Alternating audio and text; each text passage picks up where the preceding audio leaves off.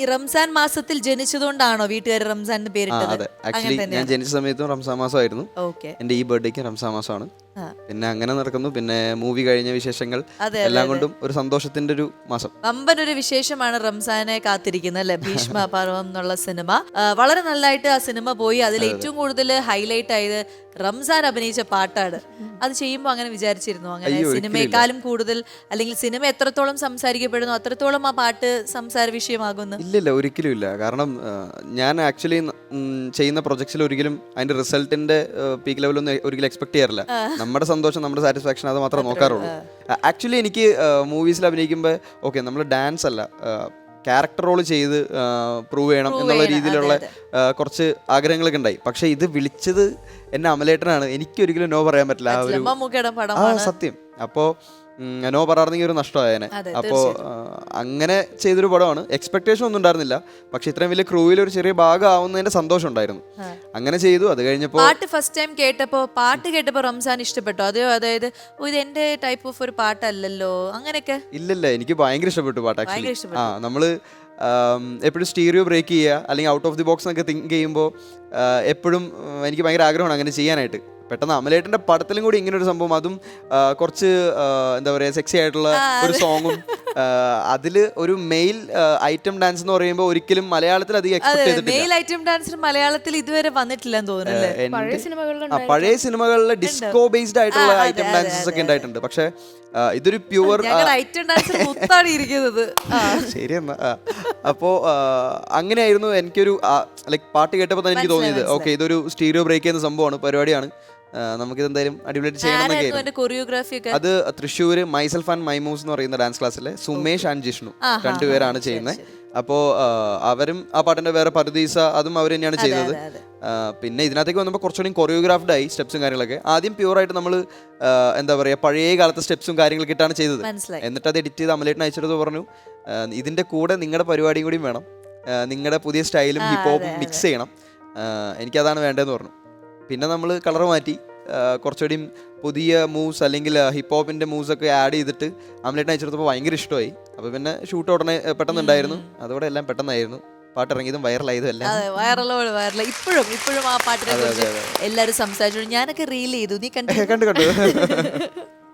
Okay, ശരി. ഇനി ശാലിൻ പറയൂ, അതായത് ഒരു 25 വയസ്സിനുള്ളിൽ കുറേ 30 പടങ്ങൾ അഭിനയിച്ചു, ഷോർട്ട് ഫിലിംസ് അഭിനയിച്ചു, അതിന് ഷോർട്ട് ഫിലിംസ് ഡയറക്റ്റ് ചെയ്തു.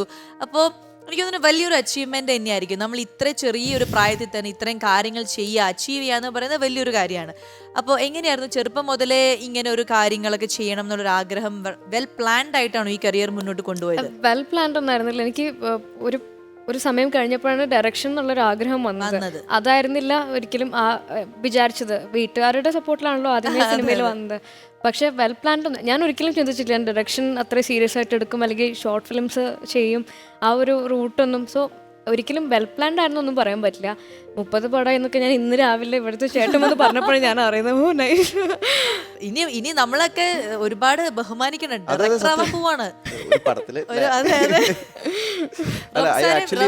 എന്നെ ഫിക്സ് ചെയ്ത് കഴിഞ്ഞാൽ പടം സൂപ്പർ ഹിറ്റ് ആവും. അത് ഞാൻ ഗ്യാരണ്ടി തരുന്നില്ല. നല്ല റോള് നല്ല രീതിയിലല്ലേ നമ്മള് ഇപ്പൊ എന്താ പറയാ നമ്മളെ യൂസ് ചെയ്യുന്ന ഡയറക്ടേഴ്സ് വന്നു കഴിഞ്ഞാൽ ഓഫ് കോഴ്സ് അത് ശാലിന്റെ കാര്യം പറയുകയാണെങ്കിൽ നമ്മൾ എപ്പോഴും ഓൺ സ്ക്രീൻ കാണുമ്പോൾ നല്ലൊരു കുസൃതിയായിട്ട് ഭയങ്കര അങ്ങനത്തെ ബബ്ലി ആയിട്ടുള്ള ക്യാരക്ടേഴ്സാണ് കൂടുതൽ ചെയ്തിരിക്കുന്നത്. പക്ഷെ ഓഫ് സ്ക്രീനിൽ കുറച്ച് സീരിയസ് ആണോ, എങ്ങനെയാണ് ശരിക്കുള്ള ശാലിൻ ആരാണ്? അയ്യോ, അത് ഞാനും കണ്ടുപിടിച്ചോണ്ടിരിക്കണമെന്നൊക്കെ. കാരണം ഞാനും അതായത് ഇടയ്ക്ക് കാണുമ്പോൾ ഭയങ്കര സംസാരിച്ച് അങ്ങനെ ഇങ്ങനെ, ചില സ്ഥലത്ത് കാണുമ്പോൾ ഭയങ്കര സീരിയസ് ആയിട്ട്. ഓക്കെ, ഞാൻ ആകെ കുറച്ച് സ്ഥലത്ത് കണ്ടിട്ടുള്ളൂ, അവിടെ ഭയങ്കര സീരിയസ് ആയിരുന്നു. നോക്കും ശരിക്കും എന്താണ് കുട്ടിയുടെ മനസ്സിൽ എന്തൊക്കെയാണ്? ഇല്ല, ഞാൻ ഈ സിനിമയിലൊക്കെ എനിക്ക് തോന്നുന്നു ഈ മല്ലു സിംഗും അങ്ങനത്തെ ഈ അനിയത്തി അങ്ങനത്തെ കണ്ടിട്ട് ആളുകൾ ഓൾറെഡി ഞാൻ അങ്ങനെയാണെന്ന് വിചാരിച്ചിട്ടില്ലേ.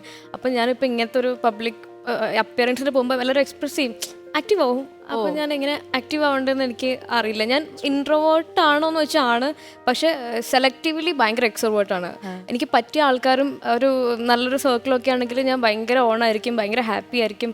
പക്ഷെ എല്ലായിടത്തും അങ്ങനെയല്ല. ഞാൻ അത്രയും ഇടിച്ചു കയറി അതൊന്നും ഈ ഫീൽഡിന് അത് പറഞ്ഞിട്ടുള്ളതല്ല. അങ്ങനെയല്ല വേണ്ടത്. നമ്മൾ you know you should be very smart.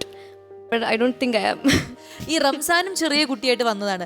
ഈ പട്ടണത്തിൽ ഭൂതം ചെയ്യുമ്പോഴും മമ്മൂക്കയായിട്ടുള്ള കോമ്പിനേഷൻ സംഭവങ്ങളൊക്കെ ഉണ്ടായിരുന്നു. ഇപ്പോൾ കുറേ നാളിന് ശേഷം വീണ്ടും മമ്മൂക്കയുടെ ഒരു സിനിമയിൽ അദ്ദേഹമായിട്ടുള്ള ഒരു ഫ്രണ്ട്ഷിപ്പ് അല്ലെങ്കിൽ ഒരു എങ്ങനെയാണ്? ആക്ച്വലി ഒരു വലിയ ഫാൻ ബോയ് ആണ് ഞാൻ. അതിപ്പോ ലാലേട്ടൻ മമ്മൂക്ക എന്ന് പറയുമ്പോൾ തന്നെ നമുക്ക് ഒരിക്കലും ഇങ്ങനെ ഒരാളെ ഇഷ്ടപ്പെടുക എന്നുള്ള രീതിയിലില്ല. പക്ഷെ എനിക്ക് ഞാൻ കൂടുതലും മനസ്സിലാക്കിയിട്ടുള്ളത് ചിലപ്പോൾ മമ്മൂക്കാനെ ആയിരിക്കാം. അതുകൊണ്ട് ഞാൻ ഭയങ്കര ഫാൻ ബോയ് ആണ്. പട്ടണത്തിൽ ഭൂതം ചെയ്യുമ്പോൾ ഞാൻ 3ാം ക്ലാസ്സിലായിരുന്നു. അപ്പോൾ അത് ഈ പറയുന്ന പോലെ ഓക്കെ സൂപ്പർ സ്റ്റാർ അല്ലാതെ നമുക്ക് നമ്മുടെ ഒരു ഫേവറേറ്റോ അങ്ങനെയുള്ളൊരു ഇതിനകത്തൊന്നും ഞാൻ എത്തിയിട്ടുണ്ടായിരുന്നില്ല.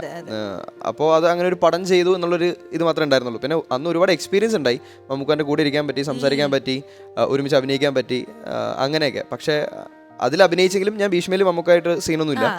പക്ഷെ അത് കഴിഞ്ഞുള്ള പ്രൊമോഷന് മമ്മൂക്കയും എല്ലാവരും ഉണ്ടായിരുന്നു. സോ അതായിരുന്നു എൻ്റെ ജീവിതത്തിൽ ഇപ്പോൾ ആക്ച്വലി മറക്കാൻ പറ്റാത്തൊരു ദിവസം എന്ന് വേണമെങ്കിൽ പറയാം.